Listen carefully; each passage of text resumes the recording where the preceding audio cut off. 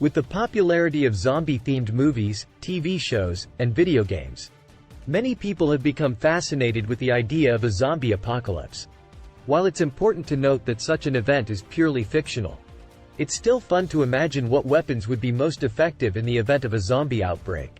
In this video, we'll be discussing the top weapons that you should consider if you find yourself facing a horde of the undead. In this video, we'll be taking a look at some of the top choices for taking out zombies, and discussing the pros and cons of each. So grab your favorite zombie killing gear and let's dive in. Ammunition-based weapons are awful.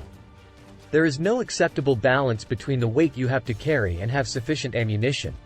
Let's say you miraculously find an infinite amount of ammo. How many bullets or arrows would you carry?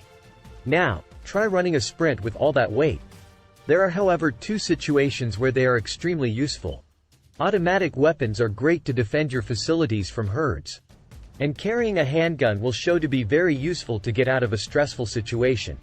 Despite my fascination with double-handed Japanese swords, they are a terrible solution as well. Miyamoto Musashi, the father of Kendo, the way of the Japanese sword, says in his book of the Five Rings, that those swords are only the best choice when fighting a highly skilled opponent. If you are fighting a lot of less capable enemies, you should use two small swords. The legend states that once he killed dozens of armed opponents in a single battle using that technique. But swords do not penetrate skulls easily. The contact surface is too high, demanding much more energy from the attacker, implying that after a few strikes he would be exhausted. Also, they get stuck inside the last one you attacked. Using a sword as a hand spear or a bayonet would be more efficient, but not that much. It takes too much movement from your entire body. And once you successfully speared your opponent, it's hard to take it out again.